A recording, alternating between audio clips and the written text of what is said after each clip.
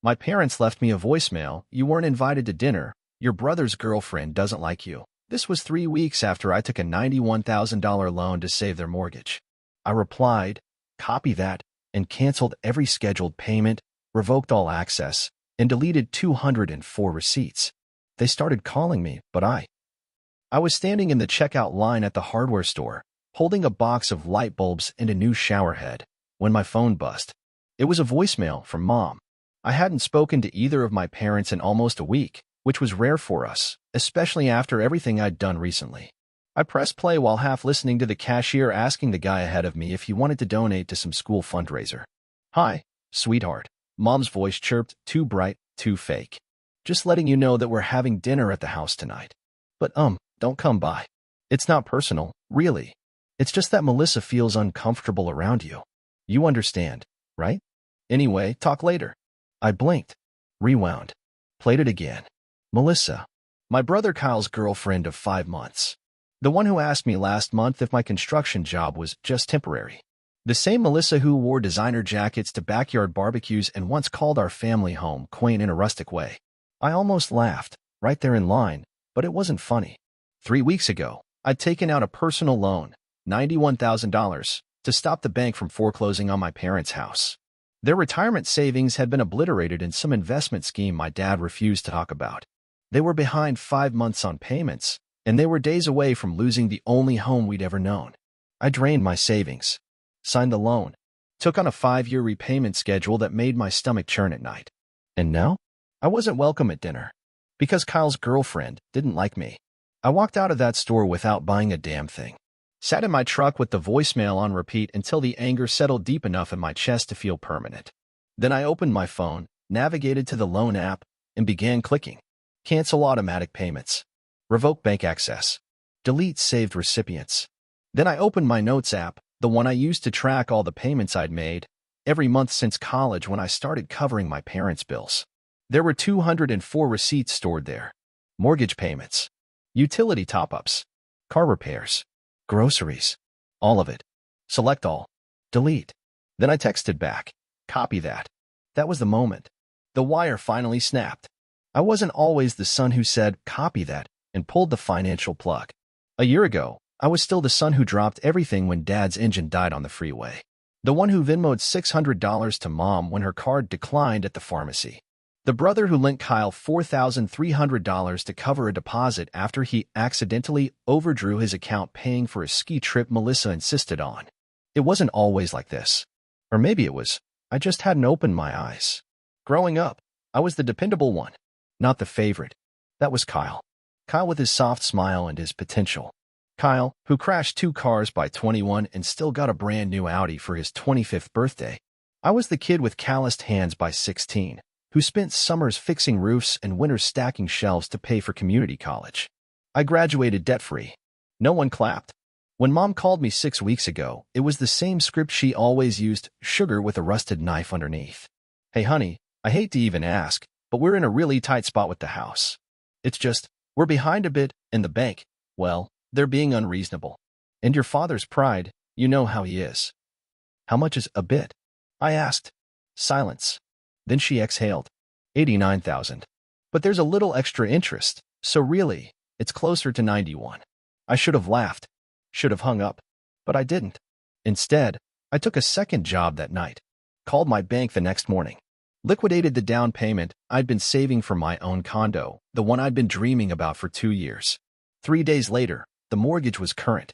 The roof over their heads secured. Mom cried. Dad grunted.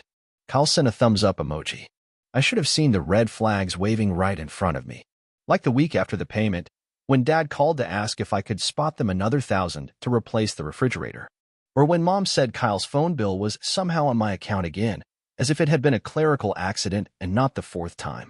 The kicker? I found out about the dinner through Instagram. Melissa posted a filtered story with the caption, Family dinner nights are everything #grateful #my people. In the background was the dining room I paid to save. My dad carving a roast. Kyle laughing. Mom pouring wine. And at the edge of the frame, my chair. Empty.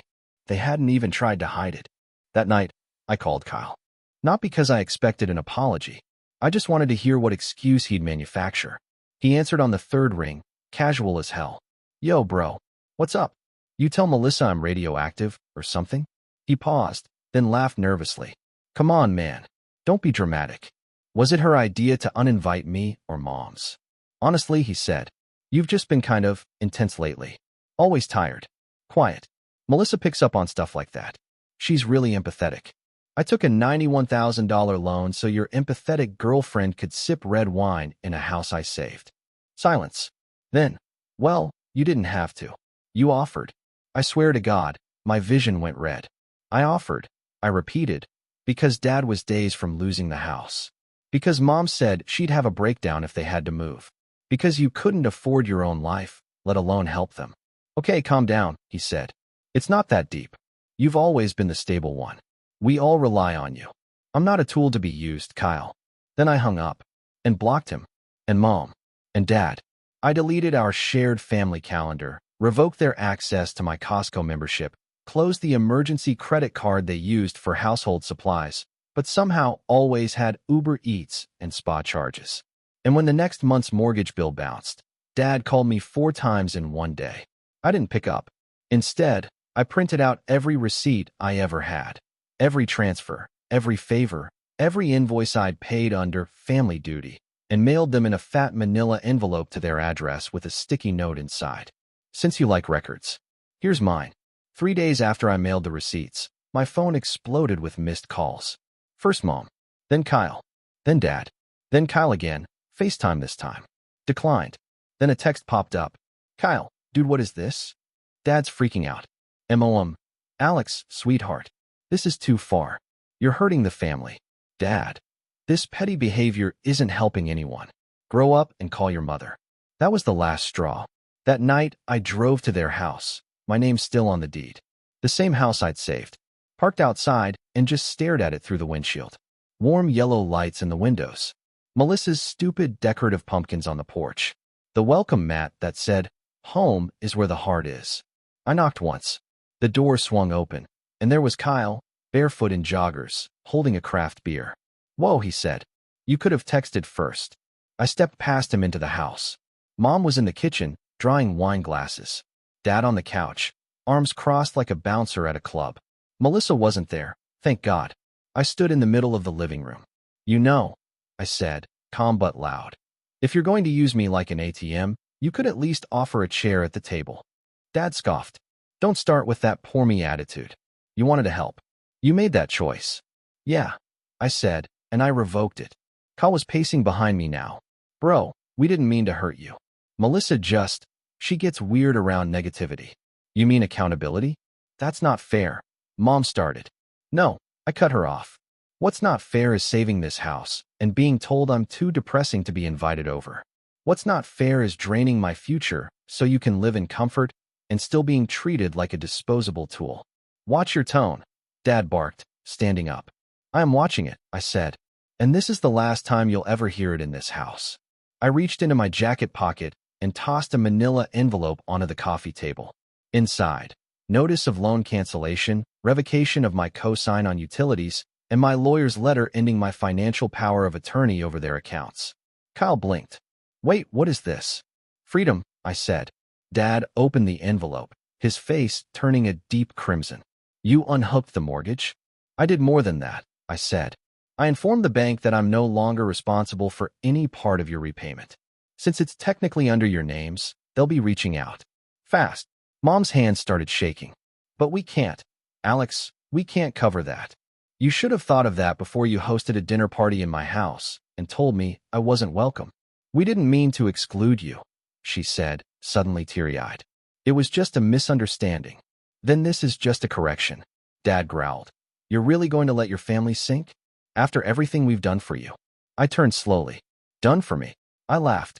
You mean guilt tripped me into supporting everyone while Kyle played house with his wannabe influencer girlfriend? You mean never once saying thank you? Or calling me selfish for not covering a third vacation in a year? Kyle muttered. Bro, it was just Cabo. Stop, Kyle. I shouted, and he flinched. I gave up my condo. I gave up vacations. I gave up sleep, peace, and my 20s for this family. And you kicked me out of dinner. For optics. Mom was crying now, holding her face. Dad was glaring. This was your choice, too.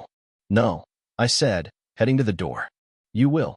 As I stepped outside, Kyle tried one last time. Come on, man. We're blood. I turned on the porch.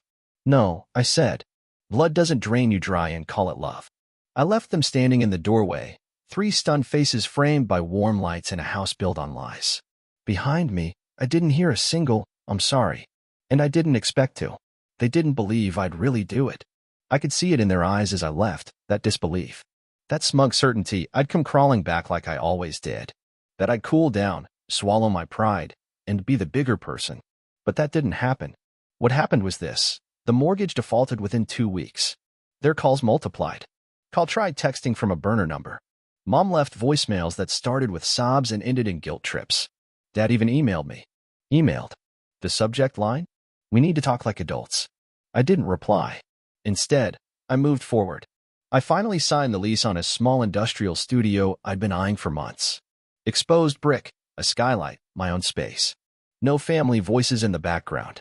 No Melissa fake smiling over casseroles I paid for. I used what little savings I had left to start building again, this time for me. And for the first time in years, I slept.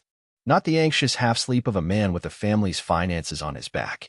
Not the tension-heavy dozing where you're waiting for the next emergency phone call. No.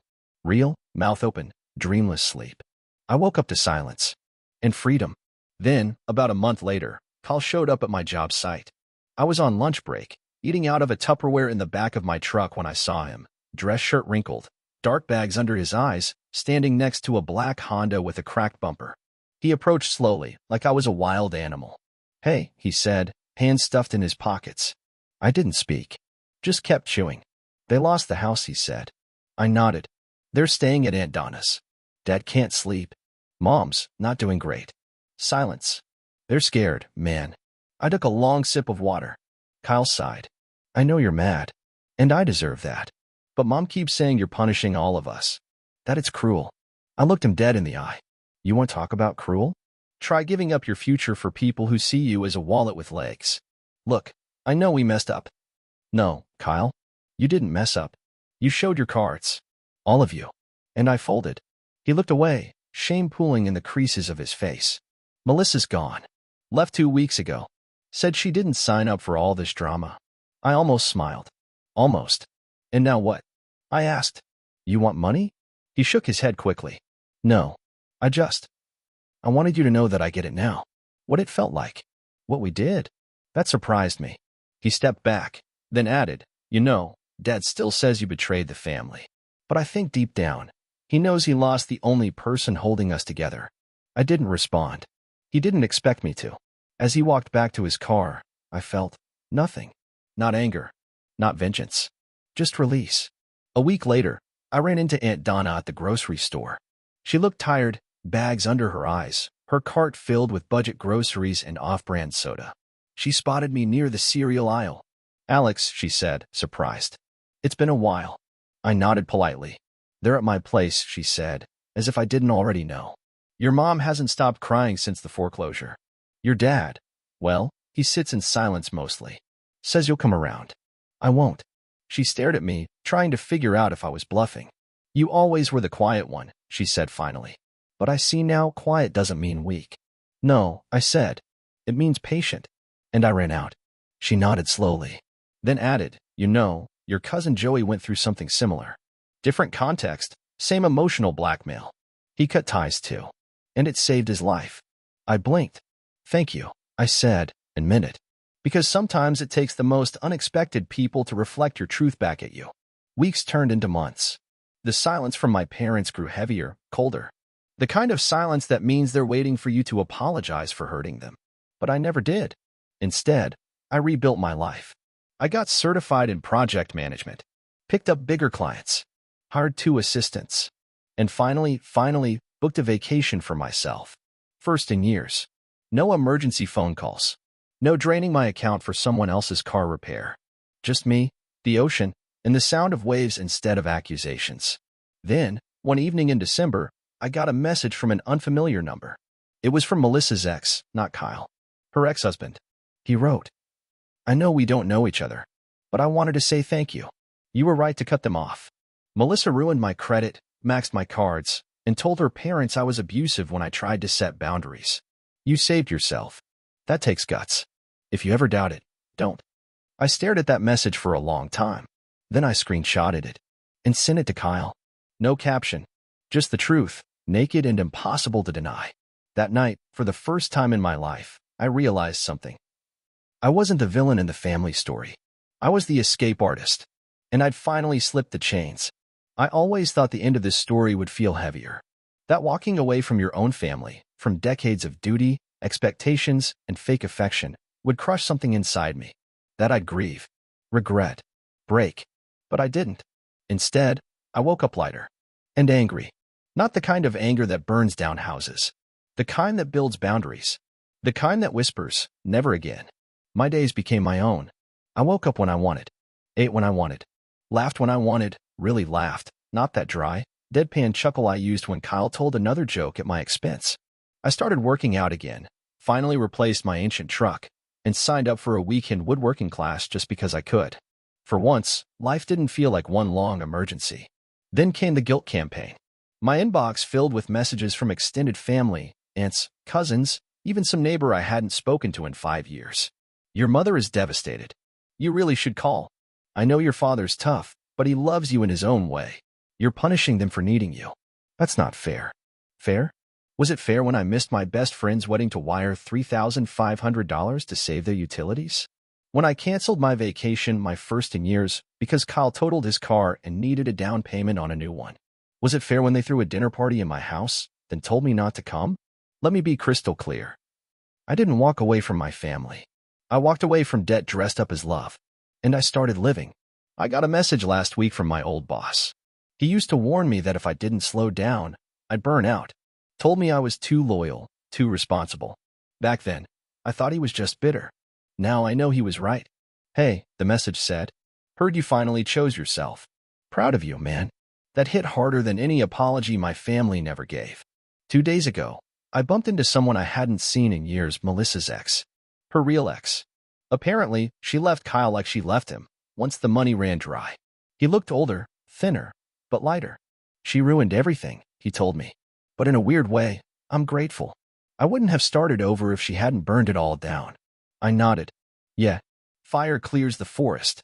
Makes room for something better. Before he left, he said one more thing. Kyle's staying with his friend now. Heard he's looking for you. I just smiled. He won't find me. Because I wasn't hiding. I was gone. Not missing. Not lost. Free. Here's the truth I learned too late, but just in time to save myself. Family isn't who shares your blood.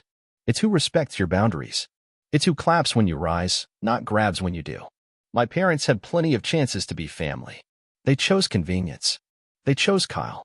They chose Melissa. And in the end, they chose silence when I needed them most. So I made my choice too. I didn't go no contact out of spite. I went no contact to survive. And now, I'm thriving. If you're reading this and you're the stable one, the responsible one, the safe bet, let me tell you something no one ever told me.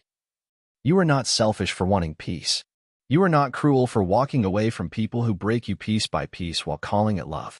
You are not a villain for finally saying, no more. You're human. And you deserve more than being someone else's backup plan. You deserve to live. And I finally am.